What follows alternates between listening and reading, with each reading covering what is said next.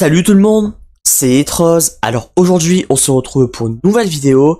Aujourd'hui, je vais vous faire la critique de l'épisode 5 du spin-off The Ones Who Live. Juste avant que celle-ci commence, attention, cette vidéo sera 100% spoiler. Donc si vous n'avez pas vu l'épisode 4 du spin-off, ne regardez pas la suite de la vidéo. Comme d'habitude, la critique va se décomposer en 3 parties. La première partie, je vais vous parler des scènes que j'ai trouvées très intéressantes. En deuxième partie, je vais vous donner mon avis sur les personnages de l'épisode. Et en troisième partie, je vais vous donner mon avis sur l'épisode 5. Vous êtes prêts? C'est parti. L'épisode 5 commence directement par une énorme surprise. Je pense que c'est le personnage que j'attendais le moins à apparaître dans The Ones Who Live. Mais après, quand j'y repense, je me dis que c'est peut-être le plus cohérent, le père Gabriel. Ça m'a fait un choc en fait, parce que cette fois-ci on n'a pas eu de fuite, on n'a pas eu de leak, on n'a rien eu, c'était la grande surprise, et je n'étais clairement pas prêt, mais ça fait plaisir de le revoir. Père Gabriel, c'est vraiment un personnage que j'ai adoré dans la série mère, donc je suis vraiment content de le revoir. Les petites scènes comme ça, avec Jadis et Gabriel, ça fait vraiment plaisir, surtout qu'on apprend qu'après le pont, Gabriel voyait Jadis en secret, et ça c'est un truc de fou quand même. J'ai bien aimé aussi cette petite timeline, tous les ans ils se revoyaient au même endroit, et je trouvais ça super. En plus, les dialogues c'était plutôt bon. Jadis jouait le jeu en faisant croire qu'elle ne savait pas que Rick avait fait sauter le pont. Et ça savait très bien qu'il était en vie. Ça fait plaisir de revoir Seth et Gilliam. Franchement, les 5-10 premières minutes c'était excellent de l'épisode. Juste de voir Rick et Michonne ensemble, ça m'a tellement touché parce que je me dis enfin, après toutes ces années, c'est surréaliste de les voir ensemble, tranquillement, manger ensemble, s'embrasser, être dans une voiture ensemble. Moi ça m'a, je sais pas, ça ressent que c'est tellement irréaliste, c'est un truc de malade. J'ai trouvé ça super mignon que Rick veut offrir un truc à RJ quand il rentre à la maison. J'ai trouvé ça tellement super mignon, c'est comme pour Michonne et qui coupe pour que ça fasse juste le M, l'initial M. J'ai trouvé ça super mignon. Et voilà, c'est ce genre de petits moments là que jamais j'aurais pensé revoir un jour pour le The Walking Dead Universe entre Rick et Michonne. Les nouveaux zombies aussi c'était super impressionnant. Les zombies qui sont comme de la pierre, c'était quand même vraiment impressionnant. Et c'est pour ça que je dis que je trouve que dans The Ones Who Live, on a plus de zombies différents et plus impressionnants. Et ça fait vraiment plaisir. Moi ça m'a fait rire, c'est les petits nouveaux personnages. Les trois nouveaux, je crois que c'était, ouais, c'est 3.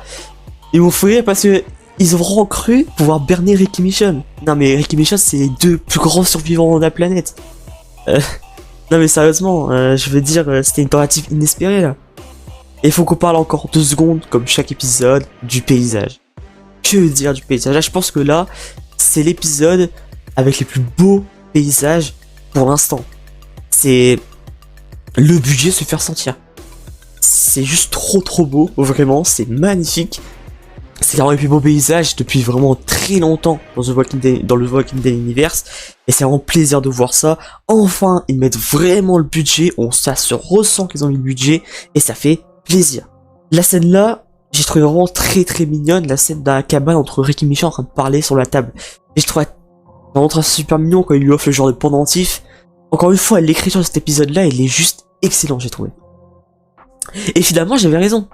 J'avais raison parce que je voyais tout le monde s'exciter sur les réseaux sociaux en disant la personne sur la capuche, ça peut être Morgan, ça peut être Hit, ça peut être Silas, etc. Et moi je me dis ça dans ma tête, je me dis mais le plus probable c'est Jadis. Parce que je verrais pas genre Morgan arriver comme ça de nulle part. Silas pourquoi pas, mais ça m'étonnerait. Hit, quasiment possible, donc pour moi c'était Jadis. C'est bel et bien Jadis. J'ai déjà répété en début de vidéo, mais vraiment j'ai bien aimé les petits passages en plein milieu de l'épisode entre Jadis et Gabriel. J'ai aimé le genre 3 ans avant, 2 ans avant, 1 an avant. Je trouvais ça super bien fait et les dialogues sont aussi super bien écrits. Encore une fois, ça fait vraiment plaisir de voir Gabriel. De toute façon, on savait que Gabriel était assez proche. Jadis depuis vraiment le début, on voyait qu'il avait quand même une petite alchimie entre les deux. Aussi les petites mentions d'Eugène et de Rosita, ça m'a fait tellement plaisir de entendre ces noms-là. C'est prévisible que Jadis retrouve Rick et Michonne. C'était vraiment tellement prévisible, c'était impossible qu'elle les laisse tranquilles. C'était impossible. Elle va le traquer jusqu'à la fin de sa vie. Et justement, ça l'a coûté sa vie. Le petit dialogue dans la cabane était vraiment très intense, je trouve. Encore une fois, elle a Jadis qui mentionne Huck de World Beyond, ça fait tellement plaisir.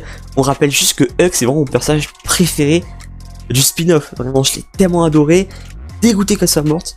Et il y a une phrase que j'ai bien aimée, j'en reparlerai un peu plus dans les personnages que Gabriel dit à Jadis, c'est déjà qu'il mentionne les chuchoteurs, et en plus, quand il y a eu la guerre des chuchoteurs, Alexandria et les autres communautés ont été anéanties à la fin de la guerre.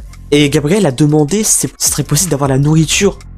J'ai bien aimé aussi la course-poursuite. La course-poursuite, vraiment, c'était court, mais vraiment intense. Vraiment, on voit de toute façon, on voit Michonne là, elle est vraiment motivée, elle veut tuer Jadis.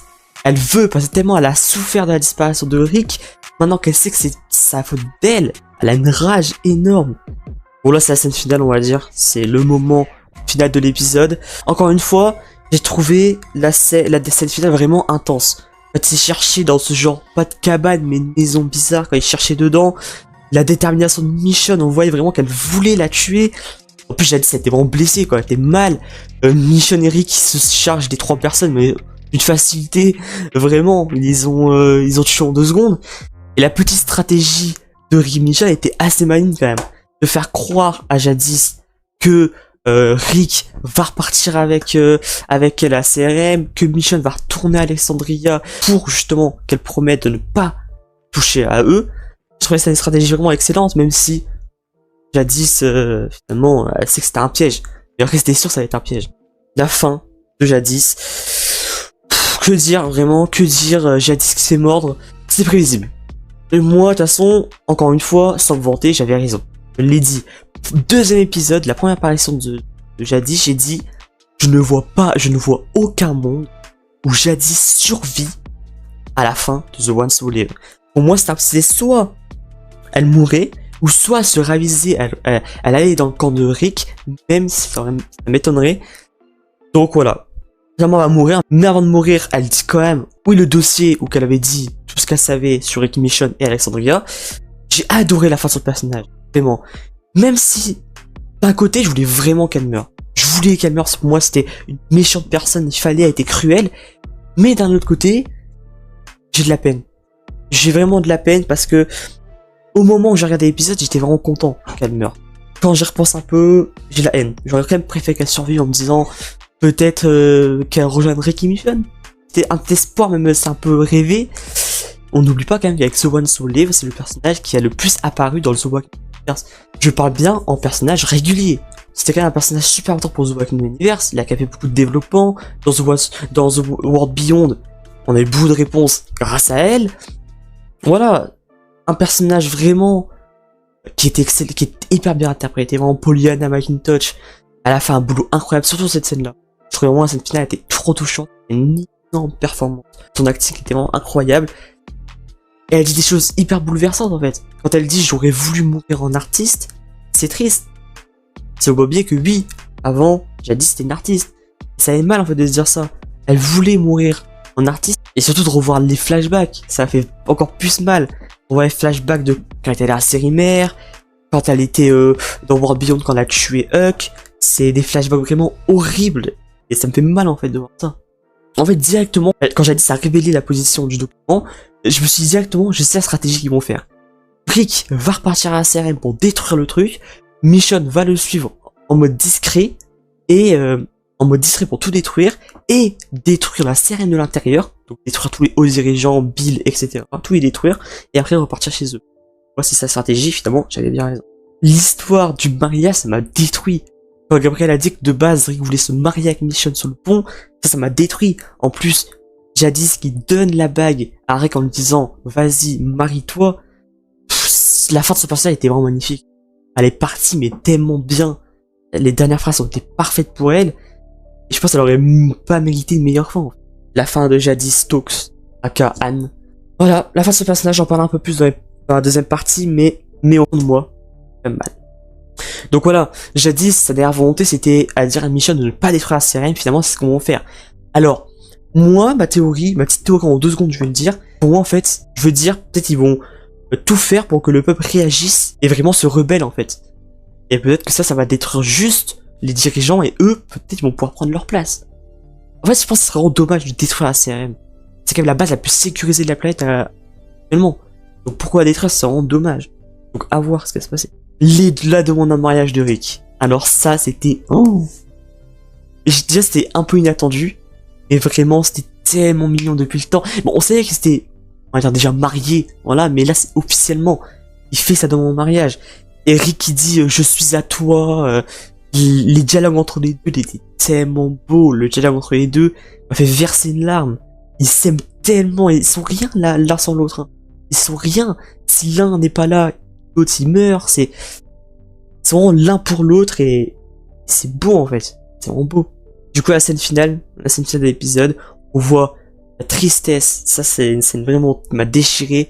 Quand on voit Gabriel attendre l'année suivante que Anne revienne, mais finalement elle reviendra plus jamais. C'est pas qu'elle est morte.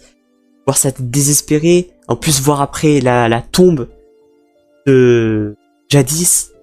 C'est vraiment une fin d'épisode horrible. Donc voilà, ça fait la première partie. Maintenant, passons à la deuxième partie, les personnages. On va parler d'avoir les petits personnages. Gabriel, ça fait vraiment plaisir de revoir. C'était assez inattendu, vraiment. C'était très inattendu. Je m'y attendais pas, mais finalement, je me dis, comme j'ai dit au début de vidéo, que c'était assez cohérent. Le personnage qui était le plus proche de Jadis, c'était justement Gabriel, donc c'est logique de le revoir. Les dialogues entre les deux, c'était vraiment beau. J'ai aimé les dialogues entre les deux. L'histoire de 3 ans avant, 2 ans avant, 1 an avant, j'ai bien aimé également. Moi, Gabriel, c'est un personnage incroyable. En plus, il a eu le meilleur développement du The Walking Dead Universe pour moi, bien évidemment. Il est même passé d'un petit prêtre peureux à un personnage guerrier de malade. Donc non, Gabriel est un personnage incroyable et quel plaisir de le revoir en espérant qu'on le reverra un jour ou l'autre dans The Walking Dead Universe. Maintenant, parlons de Jadis. Et bah, que dire de Jadis en vitesse? Elle a été exceptionnelle. Son dernier épisode de l'univers, elle va me manquer clairement parce qu'elle avait une petite touche un peu. Elle faisait un peu d'humour. Elle était assez spéciale comme personnage et même si c'était une mauvaise personne, même si elle était cruelle, même si elle était méchante, au fond de moi, je suis quand même triste qu'elle meure parce que c'est quand même un personnage important du The Walking Dead Universe. C'est quand même une grande perte pour le futur. J'aurais aimé qu'elle vive, mais voilà, en tout cas, elle devait mourir. Mais elle a une fin magnifique. Ses derniers dialogues l'écriture de son personnage à la fin elle était magnifique parce qu'elle disait on brisait le cœur vraiment et c'était très beau. Maintenant passons à Rick Mission comme d'habitude. Que dire? J'ai aucun défaut à ces personnages là. Sont incroyables dans cet épisode là.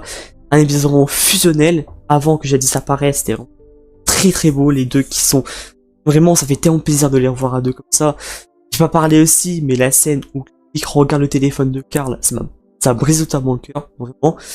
C'est tellement surréaliste, et jamais j'aurais pensé les revoir comme ça dans le Walking Dead Universe. Et ça y est, on l'a fait. La demande en mariage était super mignonne. Ça a fait tellement plaisir, en espérant qu'il se passe rien de grave dans l'épisode 6. Mais en tout cas, Rick et Mission sont, comme toujours, incroyables dans cet épisode. Donc voilà, terminé avec les personnages, maintenant passons à la dernière partie en vitesse, mon avis, l'épisode. L'épisode 5 est un épisode excellent. Il est vraiment moins bien que l'épisode 4 et l'épisode 1 pour moi. Il est excellent, bien évidemment, il est excellent, il a quelques défauts, mais vraiment très minimes, c'est pour ça que je le mets pas premier. Troisième, beaucoup de personnes le mettent dernier, faut pas abuser. Bon, vraiment, il était excellent, donc il mérite la 3ème place. L'écriture était vraiment excellent, visuellement, je n'ai pas les mots, tellement que c'était magnifique. Les paysages étaient trop beaux, j'ai voyagé. Il avait pas mal d'action, il y avait beaucoup de tension dans cet épisode entre Jadis, Rick et Mission. Encore une fois, je répète, c'est un très bon épisode, un peu en dessous l'épisode 4 et l'épisode 1, mais ça reste globalement trop bien. Ce spin-off est un véritable chef-d'œuvre, il reste un seul épisode. Je vais pas trop faire de théorie là maintenant, parce que je vais normalement sortir jeudi ou vendredi au plus tard une vidéo théorie et prédiction pour l'épisode final.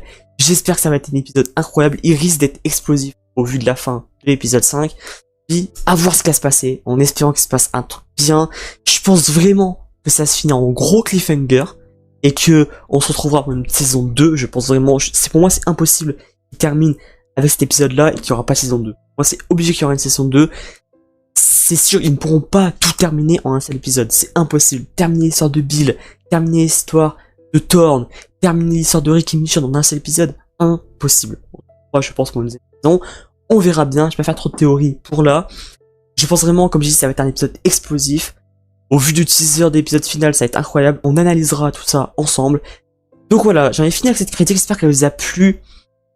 Dites-moi dans les commentaires ce que vous avez pensé de cet épisode-là. Moi, comme je l'ai dit dans la troisième partie, c'est un épisode vraiment très bon, très intense. C'est un bon magnifique, avec pas mal d'action. On a eu la fin de Jadis. Voilà, enfin, je dirais, parce que j'avoue que je voulais sa mort. Même si sa mort, finalement, est très très triste. Elle est triste, mais digne. Elle est partie dignement, avec des très bons dialogues. Merci, Pollyanna McIntosh, pour avoir fait vivre ce personnage. Aucune autre actrice aurait pu incarner le mieux Jadis que Pollyanna McIntosh. Donc merci à elle. N'hésitez pas à liker cette critique et la partager pour le référencement, ça m'aide beaucoup.